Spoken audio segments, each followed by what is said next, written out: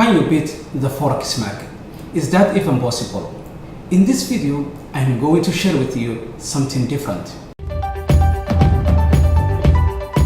You could test this if you wish and become the hero by trying to beat the market all the times and become angry for all things that you don't even know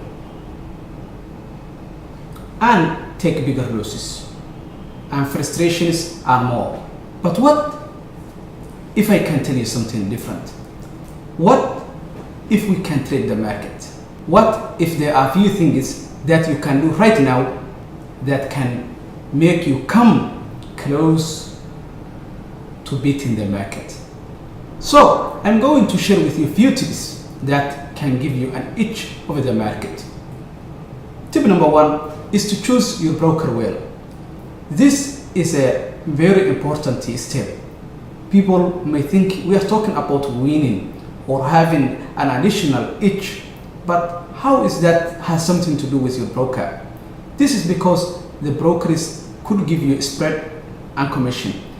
There are brokers who are worse and who are giving you bigger spreads. For example, if what you are going to get is 15 pips out of that specific trade and the broker charges you for 5 pips, this means for the first 5 pips that trade goes in your favor, you are not even going to make any cent.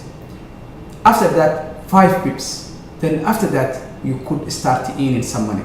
So this means in order to gain 15 pips, then you have to earn 20 pips because there are already 5 pips from your broker as a spread. With this kind of high spread, you cannot make a better returns. Even if you do that, it will be more struggle than you could expect. Tip number two is to use a strategy that have clear entry and exit rules. You see, when your strategy is very profitable and it could be a profitable, but when your strategy is a correct one, most of the times it has a clear entry and exit. If your strategy gives you doubt about your entry and exit, then this strategy may not be good for you. So find a strategy that has clear rules for entry and exit. This will help you a lot, will minimize the stress, will minimize you taking unnecessary losses, and will increase your win. Step number 3 or tip number 3 is to use percentages as your stop loss and take profit. Do not calculate your take profit and your stop loss based on currency or based on pips. But if you calculate based on percentage, then you are giving yourself more better option and a profitable edge. So let me give you an example. For example, if you use your stop loss and take pips and take profit based on pips, sometimes the take profit and the stop loss are not fixed. If you try to use fixed stop loss and take profit, then most of the times you are going to lose because stop loss and take profit cannot be fixed. It depends on the trades of that day, how the trade is. It depends on how the price action is doing that day, or maybe that week, or maybe that specific month.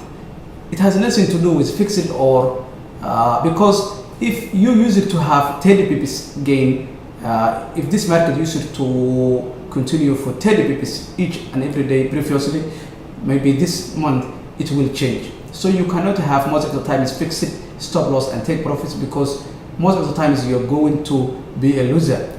Some people use this and might try to have a win, but it's not always the best way. So if you use your for example, if you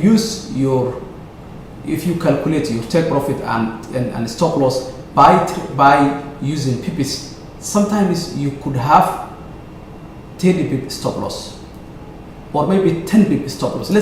Let's say your stop loss is most of the time is 15 pip, 20 pip, something like that. But sometimes you could have a better setup and now your stop loss is 50 pips. So let's say for the last 3 trades, you have gained 15 pips for each trade, from each trade. 15 pip, 15 pip, 15 pip. So let's say you won around 2 trades. With 2 trades, you have 30 pip gain. Now, suddenly you have another trade in front of you with a different pair that's more volatile. Now this one, if you calculate your stop loss, is already 40 pips or 35 pips. Let's say you put your stop loss on 35 pips. Let's say you put your stop loss around 35 pips.